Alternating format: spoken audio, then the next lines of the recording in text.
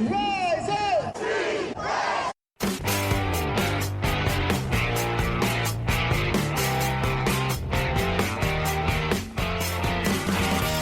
This is the Rise Up See Red podcast, all about the Arizona Cardinals and the NFL, featuring insider and outsider perspectives. Enjoy the best hour of Cardinals talk on the web. Now here are your hosts, Jess Root and Seth Cox.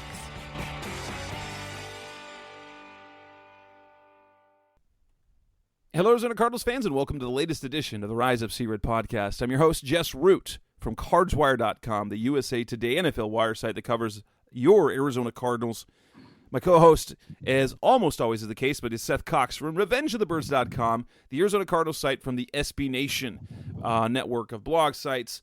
And he's also one of the hosts of the original Draft Breakdown podcast. Seth, it is episode 368, and we are now officially in football season. It's not official football season, but it is football season.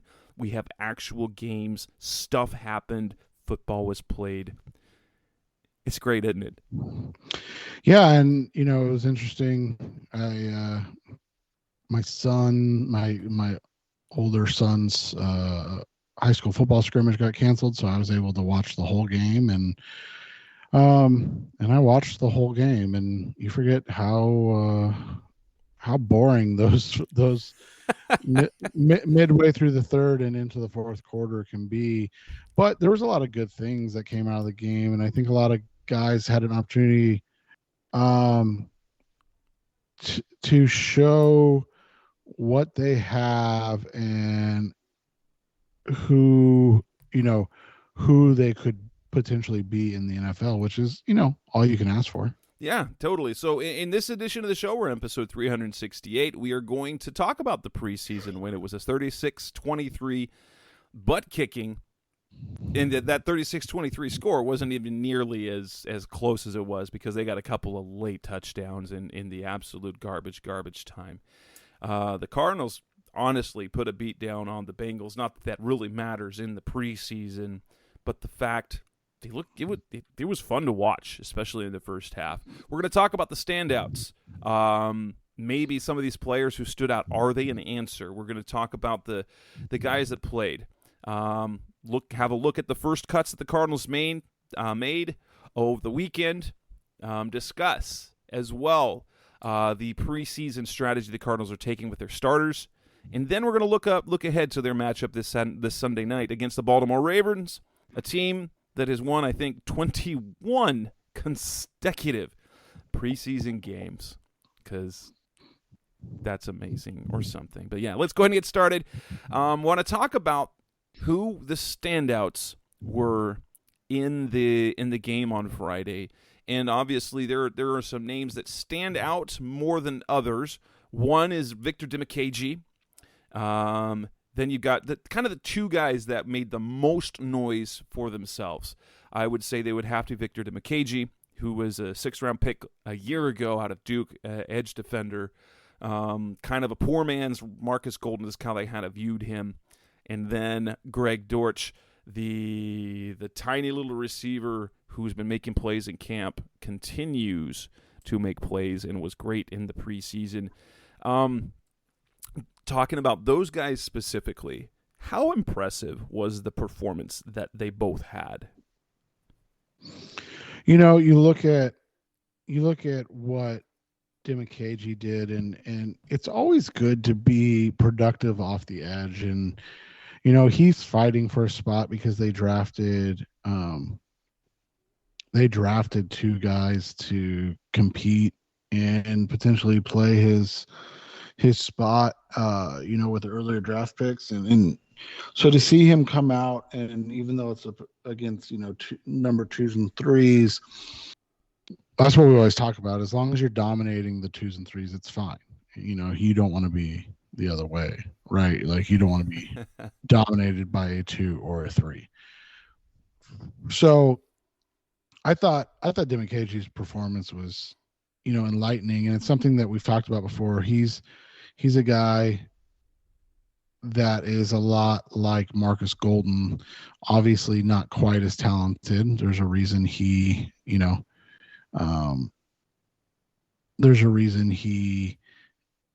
didn't get drafted earlier. And so, but he's a good, solid, sound football player that has that relentless spirit about him, and um, that's really all you can ask for.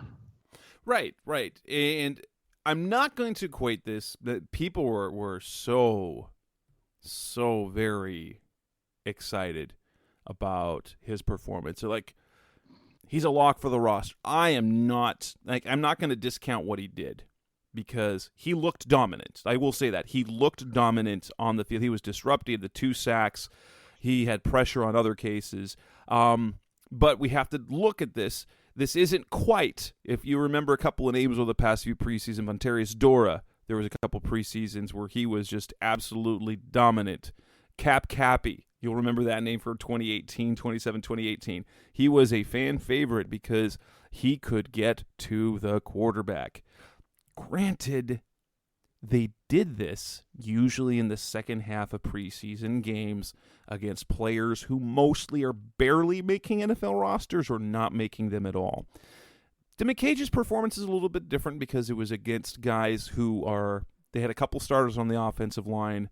And so it was good to see that happen, but I'm not prepared to say he's a lock for the roster, especially since it's one playoff game. He has, though, indeed, had a good camp. And he was a player they were excited about his upside when they drafted him. He's not super athletic, but he's got that nice, big, strong, and he's very strong. He kind of proved his mettle last year in special teams, and that's how they felt that he could be. And I think they saw him as like a Kylie Fitz replacement, a guy with a little bit of upside on defense, where you figured you're going to get solid production in the pass rush. In special teams at least. and now he's developing into something, but I don't want to hang my hat to think that he's an answer, but it's promising. I like it so far. While Dortch, on the other hand, it seems, because we saw him in limited action in the preseason last year, we saw him in some limited action on the field late last season. It seems he's kind of a gamer. He's going to make plays, and especially, and I think especially with the way that Cliff Kingsbury has his offense, is that a small, shifty player like him, he's 5'7", 175, and he doesn't have burner speed, but he's very elusive. Cliff Kingsbury's offense, and today's NFL lends itself a little bit more towards kind of bringing guys this sort of success. And I think now because he's also an impact returner, and he showed that in the game, because you got the plays in the passing game, and you got the big time punt return. I think he is probably a lock for the roster. More so than McCagey. You'll like where we're at, but it's going to come down to numbers at that position. With Dortch, I think he's probably cemented a spot on the roster, especially considering, his ability to return, 1, and 2, he fits right into that slot role, so he can back up Rondale Moore. So if Rondale Moore ever has to miss anything, you've got the same type of player without the high-end speed. But those are 2 players that obviously for me stood out. Yeah, and you look at Dortch, he's had a a really good camp. He continues to be a guy that just shows up week in and week out, and you feel like you said, with the DeAndre Hopkins situation, they're gonna keep 6. I mean, that's what it feels like. And you look at their names, right? So obviously we take Hopkins out of it right now. And so they're going to keep 5 or 6 other than Hopkins. He won't count against the 53. We already know who the 3 are going to be. Right. So you got Green, Brown, and Moore. I think they want to keep Wesley. Yeah, Wesley is a lock unless unless his groin hip, where they're looking at the timeline is looking where he can probably come back before the season starts or right about the season. And if there's any chance that he can, because they don't want to put him on IR, he might need surgery, which might end his season. But they want to get him to the 53 so that at minimum, if he has to go on IR, he only has to miss 4 games. Wesley's a guy they really like. And so he's kind of wide receiver 4 without Hopkins, which means Dortch, Isabella, Vic Bolden, the USFL kid, are kind of battling for those other things. And almost to me, Greg Dortch is everything they've wanted Andy Isabella to be, but he hasn't been yet. Yeah, and so, you look at Dortch, he had a great game. Another guy that I thought really kind of stood out in the game was, and he's a rookie, and so I know people get excited about that, was Christian Matthew.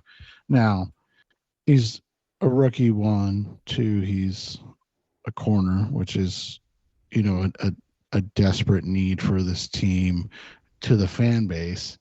And he played well. I think he had 1 pass breakup, and he had coverage on another play that was a contested play. It didn't get count for the pass breakup, but it was an incompletion where it was a contested play on the border near the sidelines. Yeah, and so 2 targets, no receptions, 1 pass breakup. Really good job in coverage. He's not going to be a guy that, especially right now, that is a guy that assists in the run game, which is fine. I mean, maybe as he gets a little bigger, a little older, we'll see, some more of that. But it is good to see that he played well, because you and I were talking about it off the air. He's a different build than all their other corners, because he's 6'2". Yeah, he's got length, and they love length at corner. Yeah, it's a big deal. And so, you look at it, he had a nice game. I thought he played well. You talked about Demikage, a guy that's kind of flown under the radar a little bit, but this is an open kind of fight, is Christian Ringo, and he finished with 3 tackles in the game, and he's another guy that kind of, when you look at what they have, he's fighting with Michael Dogby, to be to be a guy that gets that roster spot. And I didn't think Dogby played poorly at all. I just thought Ringo played a little better. And Ringo, he can play. He can basically play everywhere, because he's 6'1" and 300 pounds. So, he's probably not ideal to be a nose tackle. But at the same time, when you're talking about 6'1" and 300 pounds, is a lot different than 6'4" and 300 pounds. He's obviously got a lot more stoutness and thickness to him. And again, Dogby didn't play poorly at all. I know they really like the young guys they developed. So the Dogby, Lawrence, Fotu, all the Zach Allen, all those guys that they've developed. I found something real interesting is the playing time for Jonathan Ledbetter and how he was used, because he also had a few snaps right there in the middle at nose. It depends. Like, we know they're going to keep. I think Watt, well, obviously Watt, Allen, Lawrence, Fotu, all those guys are locks. And then it comes to how many defensive linemen. So I think Dogby's a lock as well, so it's 5. And so that 6th guy, are they going to keep 6 defensive linemen? And what type of verse do they want him? Do they want someone who can be a nose plus? Because Rashard Lawrence, well, they like guys playing all across the defensive line, but they like Rashard Lawrence up front. Leckie can play the nose. But if you get another guy, do they want more of a Ledbetter, Antoine Woods, Christian Ringo, or is Manny Jones going to come into play? We see this almost. Doesn't it feel like almost every single year that there is a undrafted defensive lineman that the Cardinals just really like and ends up being pretty all right. In this year, and Manny Jones, under the radar, he was one of their priority free agents. He was one of their top 30 visits, and let's be honest, he in the time that he was on the field, he made an impact. Yeah, and then you look at the offense. The starting line looked good, man. Like, obviously, again, you've got a cemented starter in Will Hernandez who was just straight up bullying people. What we want him to do. Yeah, and it's exciting because, as we said earlier, he should be dominating them, and he did. And he did, and so it's hard to explain why that's important outside of the fact that he has struggled at times with that. The rookies look good, man. Lacidus and Marquise Hayes both I will look say good. Marquise Hayes looked great, but again, Marquise also got his playing time deep in the game. Right. And more than anything, the Smith part, for me, it wasn't so much the offensive line play, but it was he's playing center, which he hasn't played before, and guess what you didn't notice? Problems. Yeah, there were no center problems. You know who looked really freaking good, dude? And I don't know what their plan is at this point. And you talked a little bit about it. So they flopped Jones and Miles, right? Briefly. I think that the snaps, I think Miles got only about 10 snaps, 8 to 10 snaps had left. But yeah, we might see more flip-flop, but both those guys looked pretty solid. Yeah. And you were talking a little bit about it off the air, but I mean, you look at it, Jones looked really smooth, and he's a little bigger this year, but the athleticism showing. And I wonder if he's a guy that gets that Justin Murray type of deal, right? Like a 3-year contract to take him to his age 28 year, and then look to cash in. You never know, but he looked really good and really comfortable at on the left side, which, yeah, I mean, again, it's not the best competition, but when you're dominating with your twos versus their twos, that means something. It does, absolutely. And you like what you saw from Trace McSorley. Doesn't it give you the feeling that Cliff found the guy, they found a quarterback is what they wanted Chris Strevler to be? And it turns out that now the one thing that Strevler had is they really liked his arm, and they realized that McSorley has a much better arm than they thought he did.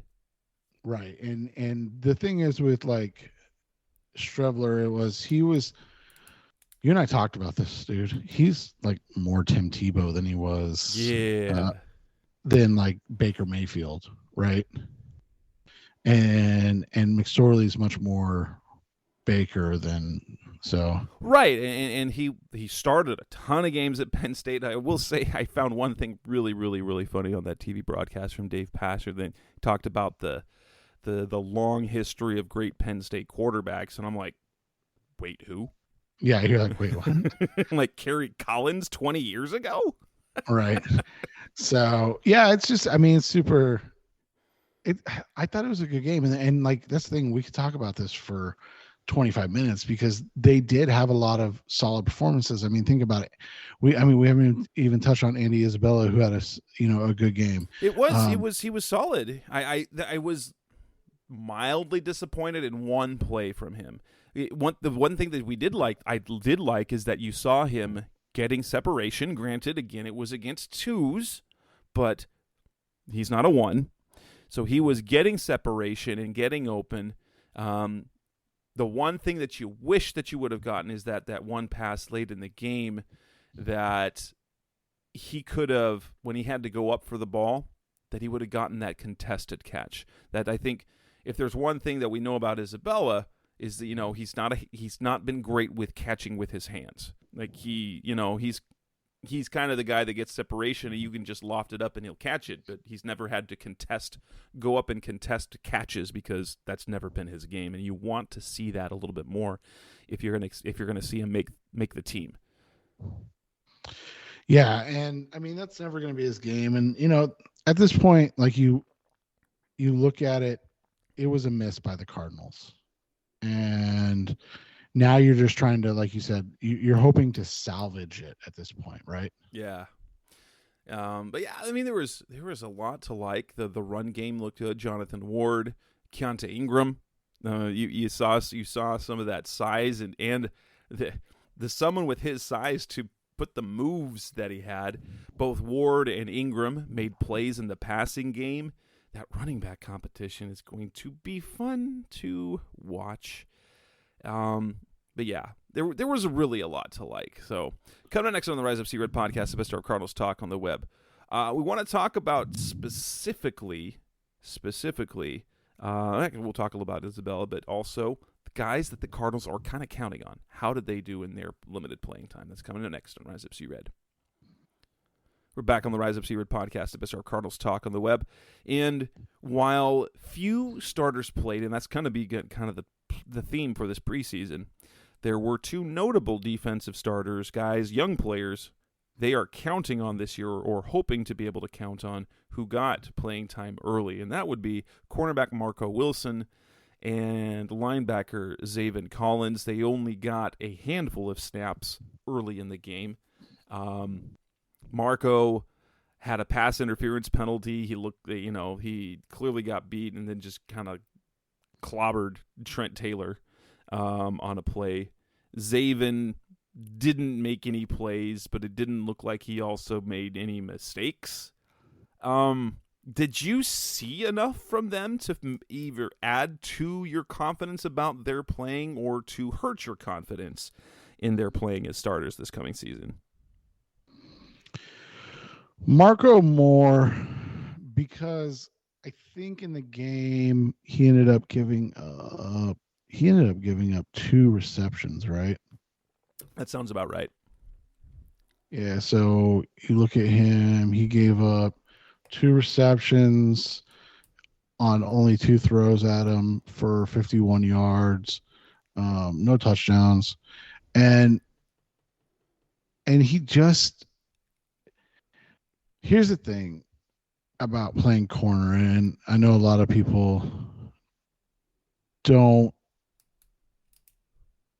like some of the behavior at corner sometimes, but the reason those guys act like they do a lot of times is because, man, you have to have confidence in yourself. And I don't know if they were trying Jedi mind tricks. I don't know what the plan is right now, to be completely frank with you, but whatever they're doing with Marco Wilson is not working. And that's what worries me more than anything, is that this is a dude who looked really promising before his injury, and then since then has looked like he doesn't belong on the field. And that's worrisome for a team that's razor thin at corner.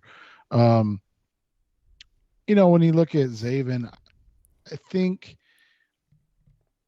the lack of splash plays is going to be something that he's going to have to figure out how to overcome. But when you look at his overall game, he was solid. Just kind of, I think that's going to be another thing he's going to have to figure out how to deal with, is that right now he's not playing at the level of a first round pick.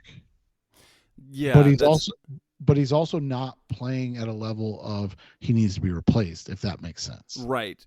There's the one thing that was disappointing from both those players, because they're expected to be starters, is you wanted to see. You didn't. it's not like you needed to see them dominate, but you wanted to see something to take away from, like, okay, yeah. And that's the thing with Zaven. There was nothing from Zaven that made you feel better about him as a starter. And Wilson, there was a couple of plays you're like, definitely makes you like feel worse. I'm like, yeah.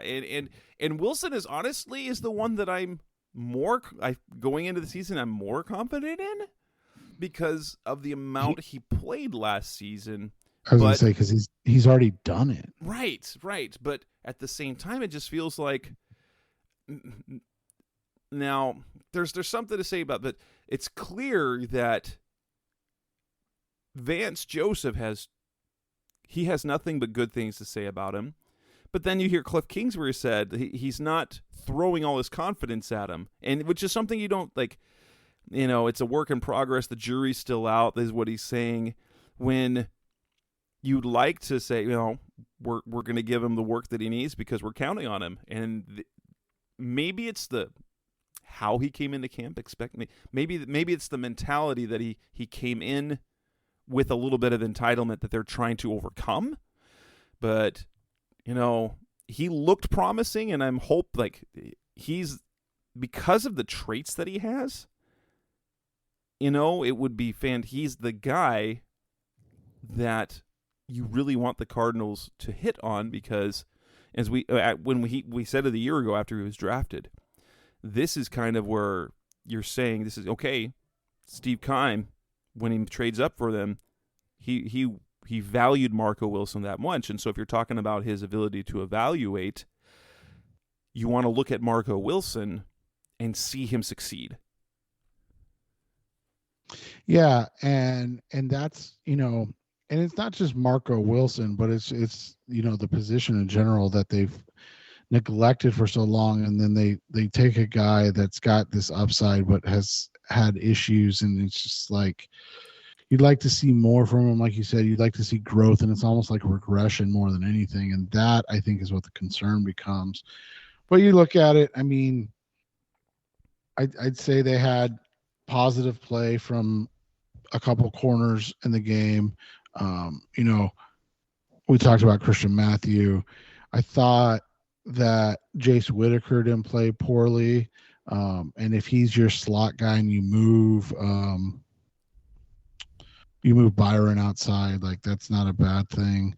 No, they talked about, Cliff talked about Jace Whitaker on Monday, I think it was, and you know, he was an undrafted guy come out of the University of Arizona, which wasn't a good football school to begin with. He wasn't a standout there. And he's really carved a nice niche into special teams because he was a bounce between the practice. He's a practice squad elevation guy over his first 2 years in the league. And they trust him. Like, he's not good, but he won't blow plays is kind of what they trust him now. And so you feel like he has a chance to make the roster depending on what they do at the position, or at least a guy that they want to keep around to be a practice squad call up, and if they do hit any injuries, that they'd be comfortable with him on the field. They won't necessarily help you, but he won't hurt you. Right, and that's the big thing. I thought Josh Jackson was fine. You know, he's still a little lost in coverage at times, but he's definitely their most physical corner. Who else was the corners in the game? Who's Cortez Davis? He was a cornerback that last week they worked out and signed him after the first depth chart was out, and who was the cornerback that they let go? I can't remember. It was one of the younger guys. He wasn't bad either. Oh, it was their undrafted Nate Brooks. No, okay. Nate Brooks, a guy they'd had for a year. And yeah, so he wasn't too bad either. I mean, that's the thing, though, is like you listen to all these names. Obviously, Murph is not going to play at all. But you listen to all these names, you're like, God, this is like they need somebody to step up. Because if it's Antonio Hamilton, Marco Wilson, and Byron Murphy, it could be a problem if Wilson doesn't find his footing again. Yeah, that's the thing, and they like Antonio Hamilton, and maybe here's the thing: a team where people are expecting it to compete is that at this one position, this premium position, they seem to be. Now, granted, we talked about it off the air. Their original plan just backfired. They thought they had their guy in Jeff Gladney, and that tragically was not the case. But now, instead of going out and getting someone else who's proven it, they're at this point, unless something comes up that's better, they are counting on the development and improvement of players who have already been in the system, which isn't necessarily a bad thing, but it also is a worrisome thing from the outside. Oh, definitely, man. Like, and that's something that's not going to get better until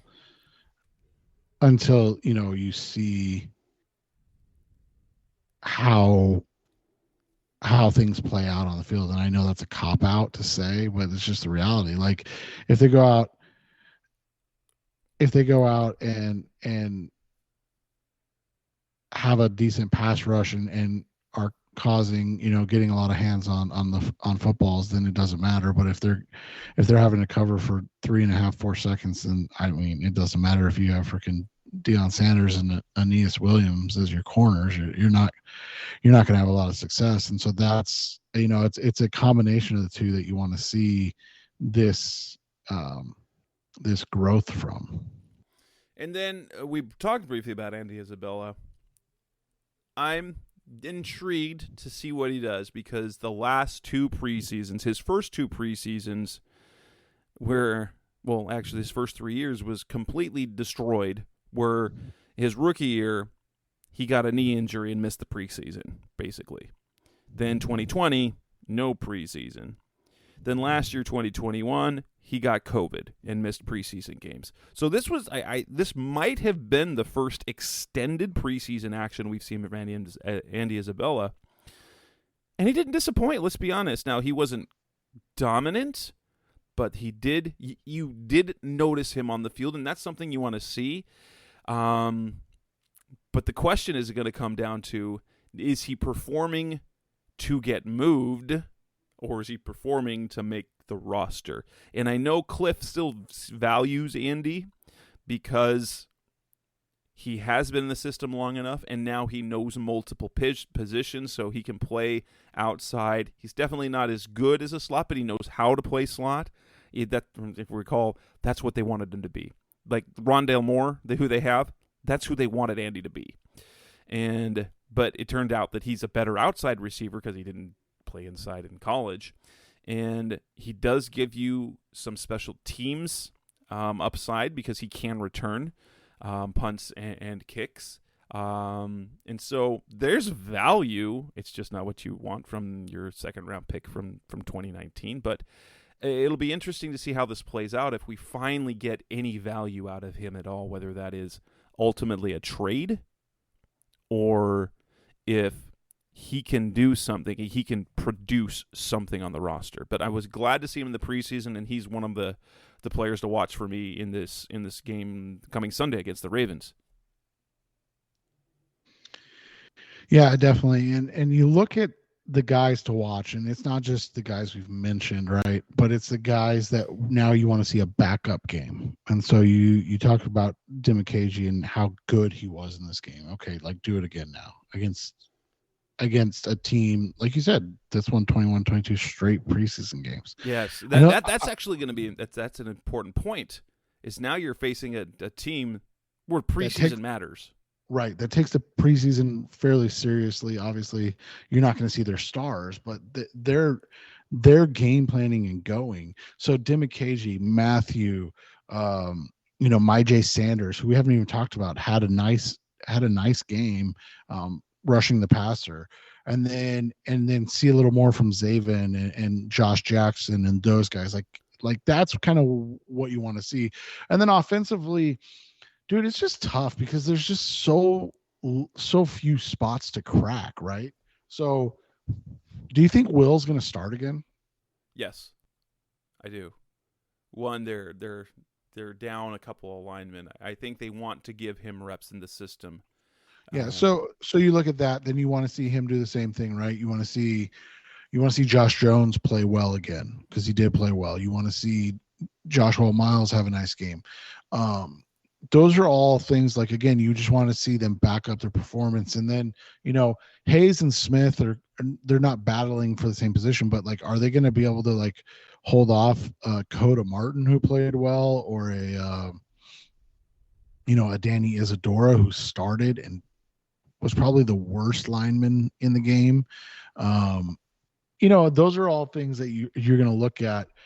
But there are guys specifically, like, how do you evaluate Daryl Williams? Right. Exactly. Totally. Like, we haven't seen him. There's been some limited rips. They haven't been using him a lot. And then he just seems to be. What's his? I mean, I know it wasn't much, but like, what's his contract situation? It's pretty much a league minimum, but almost all of it's guaranteed. So $900,000 of his contract is guaranteed. So they'll take a hit if they do cut him, right? I mean, and so he seems to be a lock unless they trade him, and that's actually probably going to be one of our topics next week as we go into the final preseason game, who is trade bait, because by the time we record the week after, it will be after final cuts have been made. And so, yeah, Daryl Williams quietly might be, he's a security blanket, but if the guy's behind him, and Cliff said it today, I think it was on Tuesday, that he said they have 6 guys in that running back room who could do things for him. They were including the undrafted kid, TJ Pledger. Yeah. But, I mean, he's just so small, man. Yeah. He's just, like, so small. Yeah, so it'll be interesting because, like you said, like, Isabella's got to play better. Keontae Ingram and Jonathan Ward both played well, but like, is it fool's gold? Because does it matter? Like you said, TJ Pledger looked really good outside of the fact that he's going to struggle pass blocking. Shocking. A guy that's that small is going to struggle, pass blocking. So, there's just so many like interesting storylines to continue to watch as things go, and where they go with their cuts and which draft picks from the last 2 years are still on the roster, for game one. Yeah. Coming up next on the Rise Up C Red podcast, the best hour Cardinals talk. We'll have the Cardinals make their first cuts of the preseason. We'll react to those. That's coming next on Rise Up C Red. We're back on the Rise Up C Red podcast, the best hour Cardinals talk on the web. The Cardinals had to trim 5 players from their off-season roster and get it down to 85 players, even though they get to keep it down to 86 players, as they have for the second year in a row. Their Austrian tight end, Bernhard Seikovits, he gives them a roster exemption, an extra player on the practice squad as well if he doesn't make the team. And so we do have our first 5 cuts. They include cornerback Breon Borders, defensive lineman Kingsley Kiki, running back Ronnie Rivers, offensive lineman Greg Long, and then their African. He wasn't through the International Pathway program, but had been in that program. Offensive tackle Haggai Ndubuisi. For you, of those first 5 cuts, were any a legitimate surprise? Not after the first game. And the reason I say that was like Breon Borders might have been the worst player on the roster in that game. And I'm not trying to take shots at guys that just lost their job. Like, good luck to Breon. I really hope he can, and he looked bad when he played for the Cardinals last year in that game. Right. I hope he can go live out his dream, honestly, like I do. But like, he legitimately like looked awful. And so you look at that and it's like, Kiki, did he even get snaps? No, he didn't. He didn't play at all that game, and that's in part because he was coming back from COVID. And Cliff talked about it. He said, it was unfortunately he got sick, he got COVID, he missed time, and then there are young guys. There are young guys who impress. So I think like the mix of his contract was identical to Michael Dogby's, and when he was signed in the offseason, it almost felt like, okay, we're going to have Kiki and Dogby battling.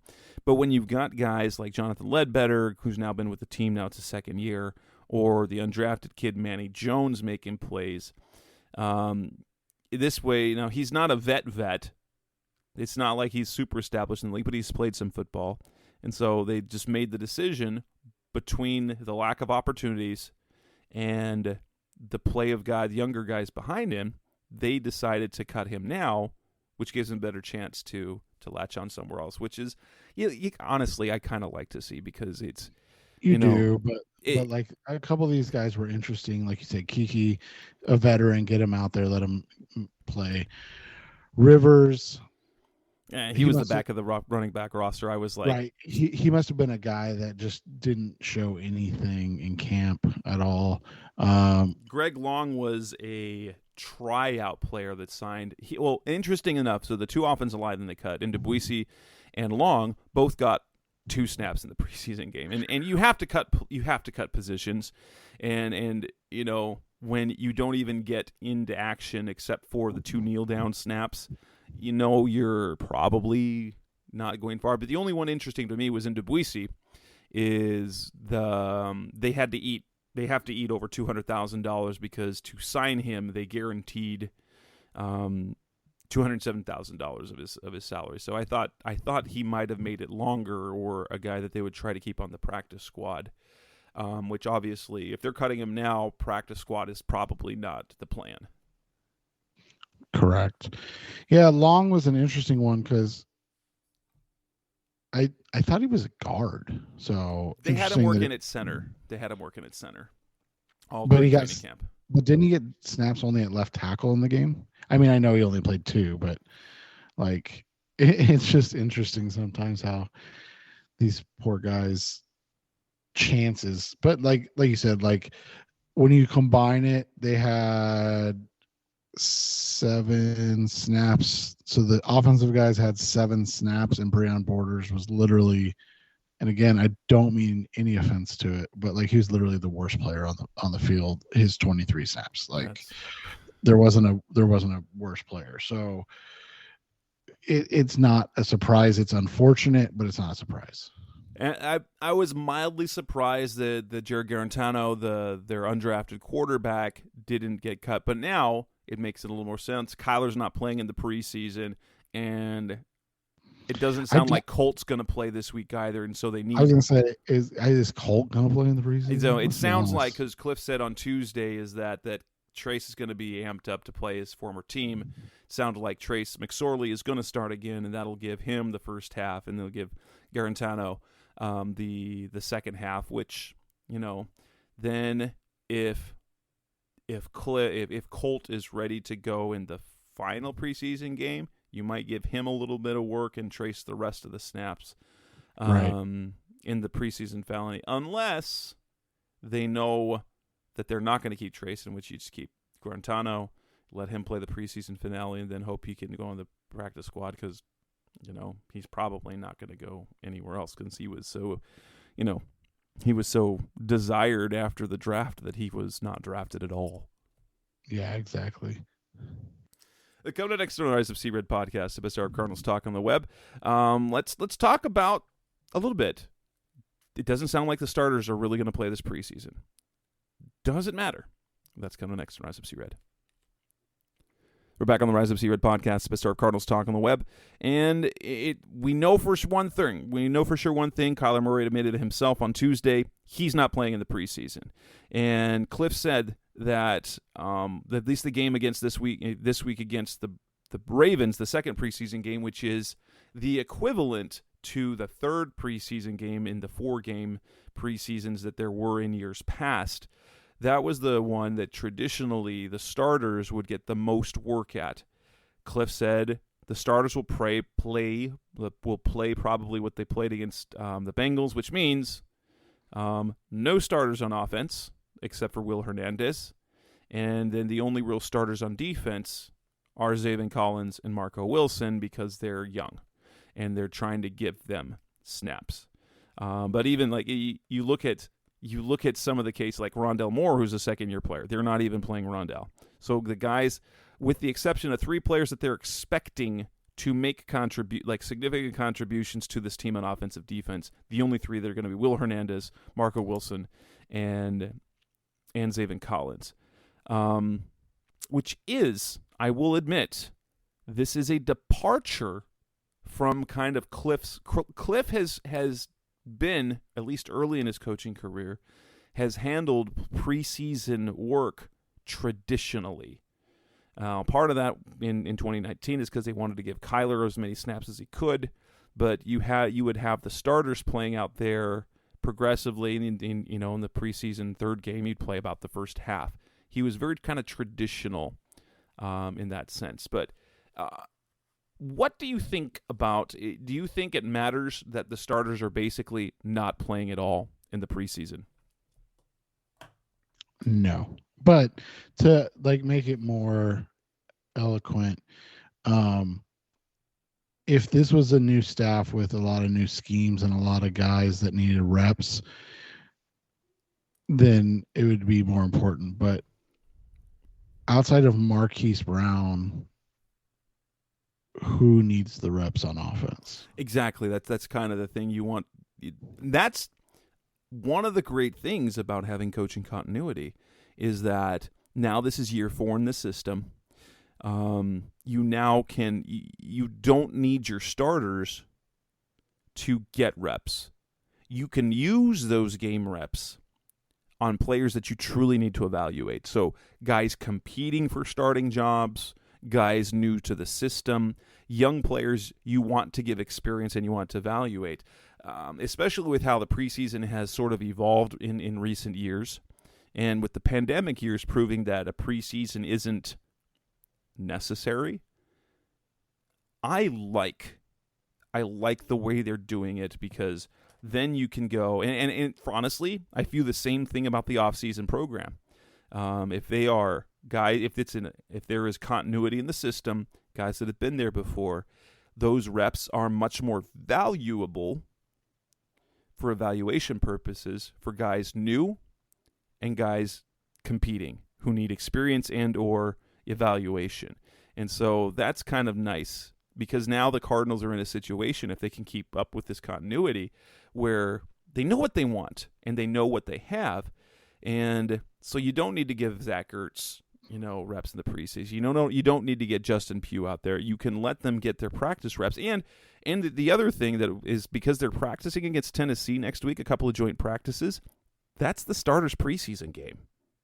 That's really what it is. Their speed work that they're doing, their preseason work is their practices next week in Tennessee with the Titans, and then you'll have all the back of the roster guys play the preseason finale. I like it. I honestly value that more and more because it allows the coaches to evaluate better the players on the back end of the roster to, prove it or prove not that they belong, and it gives your rookies valuable reps that will make them more prepared to contribute in the regular season. Yeah, and that's the thing is the question marks that they have, those are the positions and players that they need to get reps at because we already know what guys like Lucky Fotu and Rashad Lawrence and JJ Watt and Zach Allen are going to do. But who's going to take that next spot? Is it, like we talked about, is it Michael Dogby? Is it Jonathan Ledbetter? Is it Christian Ringo? Is it Manny Jones, Antoine Woods? Manny Jones. Yeah. Who's the next guy? Who's the guy that comes in and plays alongside, who's the new linebacker? Goodness gracious, Nick Vigil. Right? If if Zaven goes down, who comes in and plays next to Nick Vigil? If Nick Vigil goes down, who comes in and plays next to Zaven? So is it Ben Neiman, who we haven't even mentioned, but had a really good game and I think played the most snaps on defense, or was close to. Is James Wiggins? James Wiggins, I think, played all but like a couple of snaps at safety. Is James Wiggins going to make the roster? Right. That's a big question. So like these guys all need reps. It makes sense that Byron Murphy's the only corner not getting reps, right? It makes sense that you want to see Cam Thomas and Myjai Sanders as much as possible. Like all of these things make sense. The offense is a little different because there's some timing things and stuff, but at the same time, these guys have been together and know each other. Like people are going to be like, well, Kyler needs to get reps. Well, are you going to put AJ Green out there? Like, really? Do you think AJ Green wants to play in a preseason game at 35 years old, 34 years old, whatever it is? Like, what was Larry playing? And people will be like, well, Larry had been with the team. Yeah, but he was on like his 9th head coach by that time. You can make the case for any of it, but at the end of the day, the reality is they're doing what they feel is best, and the reality is what they need to do in order to make sure that they have a chance to compete. Absolutely. Coming up next on the Rise Up Series podcast, Best Our Cardinals Talk of the Web, we kind of previewed a little bit of that. But what are we looking for? What do we hope to see? Who are we watching in the game against the Ravens this weekend? That's coming next on Rise Up Series. We're back on the Rise Up Series podcast, Best Our Cardinals Talk on the Web. Now let's look ahead to the preseason matchup they have against the Baltimore Ravens. We already know Kyler Murray's not playing, and pretty much it's a mix of basically backups and young players, and then guys competing for the rosters. First and foremost, does a preseason win matter? Because they're playing a team that takes the preseason seriously. The wins matter. Cliff said he respects it because the philosophy is, hey, you are preparing to win games in the preseason, and that mentality should carry over into the regular season. So in terms of what you want your players doing, you want your players trying to win and therefore executing appropriately and have that carrying over. And then for the coaches, it's about evaluating players within that context. But how cool would it be if the Cardinals were the ones to end the Ravens' record preseason streak? It would. I don't care, but it would be cool. It would be fun. I mean, there's no doubt it would be fun, but like, it's not something that you're going to be like, hey, Zaven, we're going to play you deep into the fourth quarter for, right? Like if it comes naturally that, and you have a chance to do something, that's what you do. But if it's not something that is going to be naturally easy to make it work, then you just kind of let it go. And unfortunately, they won another one. But I think the way that this team came out against the Bengals, honestly, I think it surprised a lot of people. Because a lot of people have been really down on this team. And again, the preseason doesn't mean anything, especially when we're talking about all these starters that haven't been around. But like the reality is this was an impressive first quarter and first half. They had 4 scoring drives, 3 touchdown drives. Were really, let's be honest, the only negative to those drives was, Matt Prater missing an extra point and then missing another one later in the game. Yeah, we're not bringing that stuff up though. Only positive vibes right now. But like, yeah, I mean, that's the thing. You look at it. This is a game where you want to continue to build and win, but at the same time, you look at the fact that this Ravens team has a little more game planning to it than we're used to. And they're probably going to be a little more prepared than like the Bengals were. So it's going to be a little more of a test. Absolutely. I want the players who stood out, I want them to replicate that. They don't have to be the same dominance, but Victor Dimukeje doesn't need to get 2 more sacks, but he needs to be just as disruptive. Right. Yeah, and you can say the same for like J. Sanders, right? Yes. Sanders had no sacks, but he was very disruptive in the pass rush. Cam Thomas didn't look bad either. He didn't flash as much, but he did look good shedding blockers and doing the role that he has. He just wasn't as flashy as Sanders. Right. He's just a little stiff right now, but I'm not surprised by that. I mean, he was kind of a hand in the dirt type of guy more than anything else. When you look at a couple of like must watch guys, I think we're going to go to, you talked about Marco right away, Zaven right away, but I'm going to really be paying attention to Christian Matthew again. Like, he was by far their best corner on Friday. And now, like you said, on Sunday, they're going to get a little juice to try and have a chance to back that up. And so let's see if he can do that.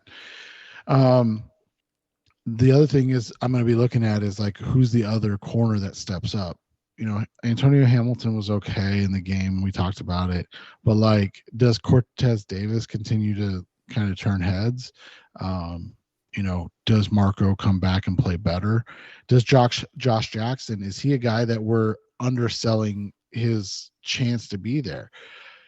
So you have that. And then offensively, I think you've nailed it, but obviously we want Will to dominate again. Like, if Will's dominant for these 2 games, I would like bubble wrap him and just kind of put him to the side after that. Continue to see good things from Josh Jones and Josh Miles. Obviously the rookies, Hayes and Smith, it's always important, but more than anything, you just want them to seem comfortable. But, you look at a couple of things that you want to see. You want to see Andy making clutch plays. You want to continue to see Greg Dortch be like the obvious best offensive weapon on the field. If he's going to be your 5th or 6th guy, you want it to be obvious, right? And then I'm interested. The one key battle I'm kind of interested in continuing to watch and follow along with is Jonathan Ward and Keontae Ingram. I'm not sure if they're fighting each other, but it does seem like that's where it may come down to. Right, because the Cardinals really have only kept 4 running backs and sometimes only 3. And, James Conner, Darrell Williams is being given that veteran treatment. Benjamin seems to be a lock. And so what you're looking at is it Ward or Ingram? And both. That they like Ward, and plus he has great value. They love what he does on special teams, and he's done nothing but be productive when he's had the opportunities on offense. And then Ingram just offers a lot. He looked good, and he's got a little more. He's got more upside offensively.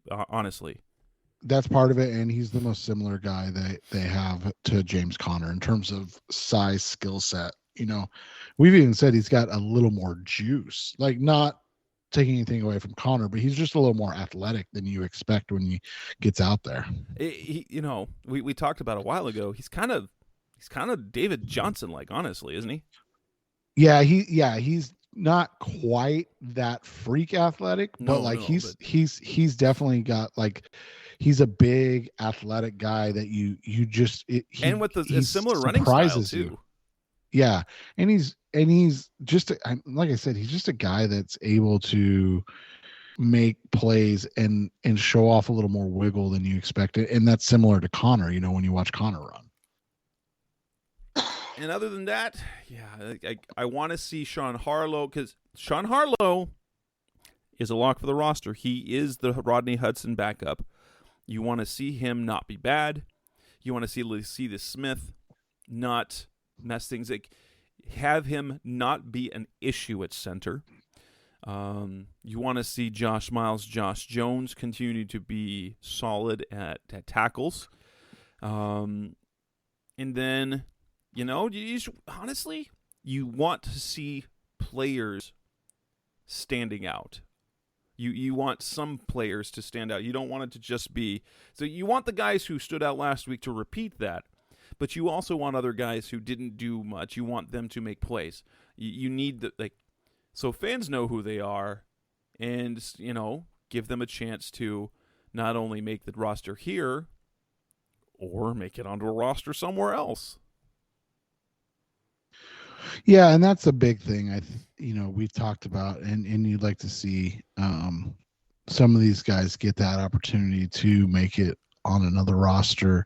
Like we said, like a Coda Martin, like, is he just spinning his wheels, or is he a guy that's going to play over, like take a spot over Marquise Hayes and Lacita Smith,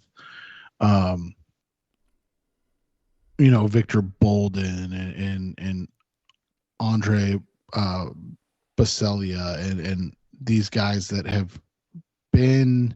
Bolden hasn't so much, but Baselia have been like up and down with the Cardinals over the last couple of seasons. Like, where's their place on the roster? And if not, how, are they going to get out and get a chance to show their stuff? The other thing, and we haven't even really touched on it, is like the tight ends didn't really play well in this last game. But also none of them are guys that you're going to expect anything from. It would be a shock if any of them on the roster this coming season, because Zach Ertz, Max Williams, and Trey McBride are going to be the guys. And even if Max Williams isn't quite ready to play week 1, which it sounds like he might be, they're not going to have a fourth tight end on the roster. My guess is they will have a tight end on the practice squad that they elevate. That's kind of the game they played a couple of years ago.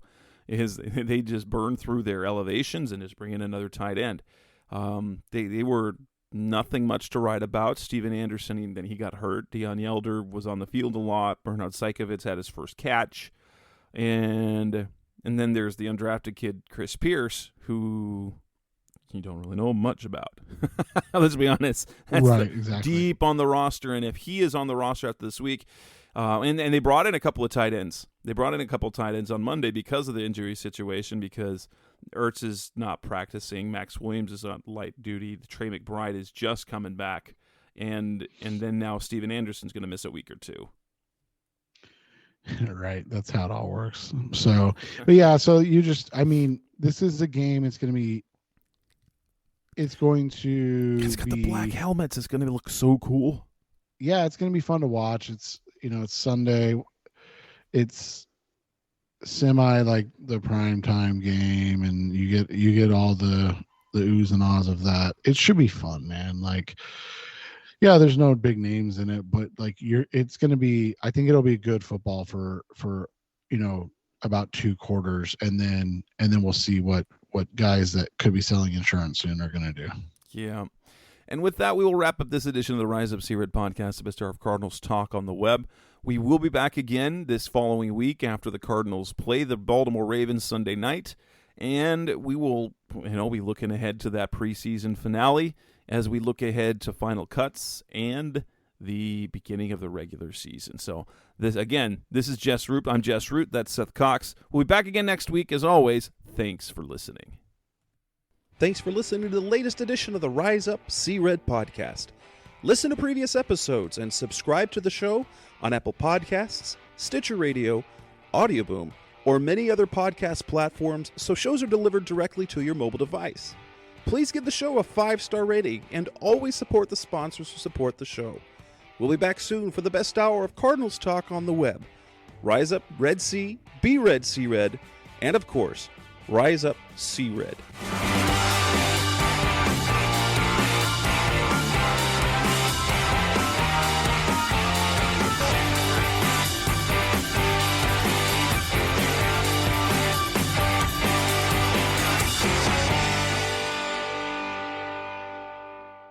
Run!